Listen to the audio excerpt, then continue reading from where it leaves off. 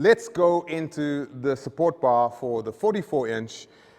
That's not the quick release one. Okay, so this is the one where the legs get replaced on your rebounders. If you take a look at this rebounder, this is the 570.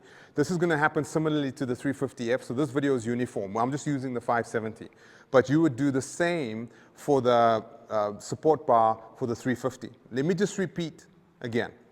Each one of the Bounty X JumpSport rebounders have a support bar, or two. Okay, so each one have two. One is the quick release, and the other one is the one I'm about to demonstrate for you. Okay, so just remember that. A Bounty X JumpSport has two types of support bars. All right, so the 570 has its two support bars, the 350F has its two support bars. So when you're purchasing one, make sure that you're aligning them correctly. Now, this support bar is an interesting one. Unlike the quick release that attaches to the leg, this one actually replaces the two of the legs on your rebounder. Now, why did they do this? This particular one gives you extreme support when you're on it because it's part of the frame.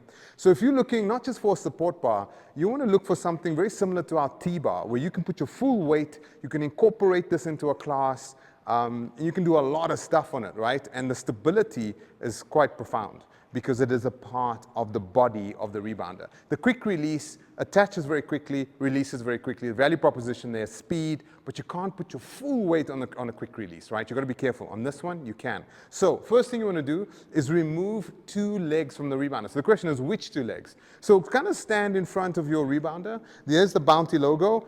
You're looking outward. You want to make sure that the Bounty logo is kind of aligned to where you're looking, so right? So what I did was I removed the leg on either side of the logo relative to where I'll be facing. Okay, so first step is take those legs off, and if you take a look at what's in the box, you've got the support bar handle on the very top, you've got the interlocking arms, and then you've got the legs that attach to the overall unit. And these become your legs because you've taken the legs off there. These actually become your legs in the rebounder. Now, this doesn't have a left or a right on it, okay? And it's really cool what it comes with. It comes with the connector that connects to the frame, just like a leg does, but in a more of like a square way, the way it does it. And inside of each one of these is this little rubber deal. Make sure you don't lose it because it contains the washer and the screw inside of it. This is what the Allen key is for. So in the box, you're going to get a screw and a washer. You're going to get an Allen key, and you're going to get these two screw mechanisms, which I'll demonstrate in a second. So this is a replacement should any one of these strip or something happens to them and you lose them. So let's go ahead. I'm now going to start attaching this support bar to the rebounder. So let's go. Taking the two legs off, and I'm going to do the first one. So you want to turn it just like you would attach a leg. You want to turn it that way. Notice the little cleft in there, and you put it down onto the rebounder like that, right? And boom, it's in. I can actually feel it's in, and I can put it. Now typically what you should do is have this leaning up against something because you can't put it on its head. I'm using the Allen key in this way. Notice the Allen key is up and like an L, right? When I put it in, and then once I have some grip on the screw in the hole, I'm going to turn this. Okay, typically, I think if you put this on its side, it's going to be a lot easier. Just trying to align the Allen key to, oh, there we go.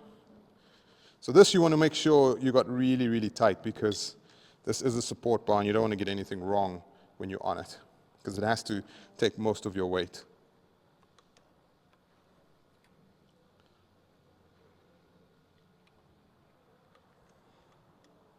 There we go. That's giving me a proper turn.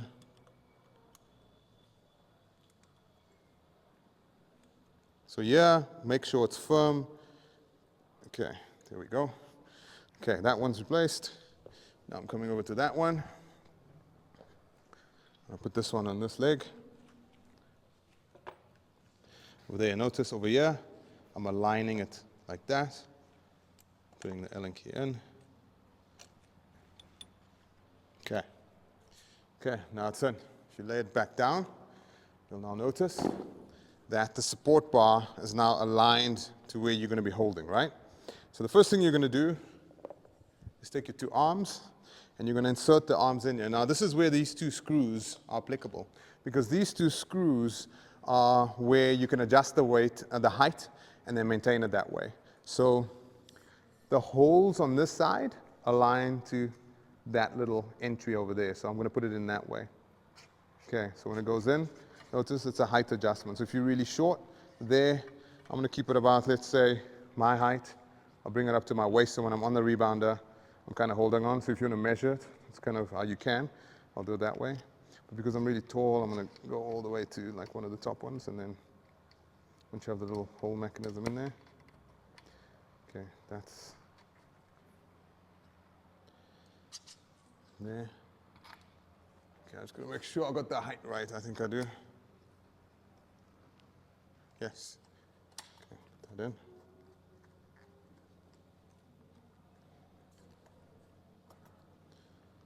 That doesn't feel just right. So if it doesn't feel right, just make sure you've got it in properly, and there you go. Just remember the screw has to go pretty much all the way in, then you know you don't want to have play on these arms. Okay, that's how you know it's in fully. So there you go. So now you've got the basis, and all you need now is the handlebar that will go on top.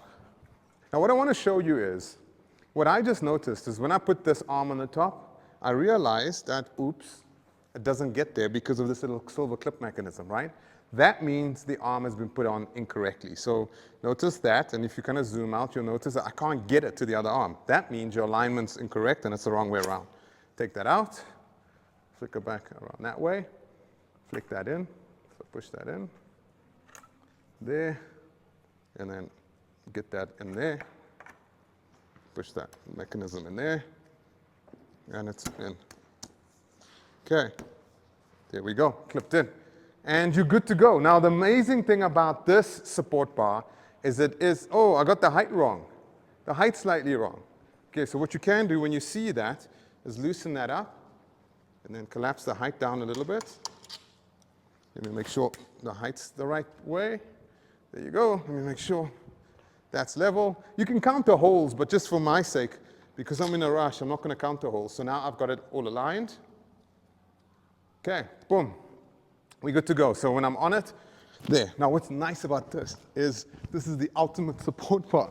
I mean, this thing can take my full weight. I can lean on it. This is incredible. So you can do a lot of exercises on there, right? So when you're in the studio, you want to do this, and it's completely going to be taking your weight. It's an incredible support bar because it is a part of your rebounder, which is pretty cool. Disassembly is going to be very simple. You're going to start here, pull that out, start there, pull that out, push that down. Right, you're going to loosen these. Loosen them, take them out completely, take that leg out, do the same for the other side.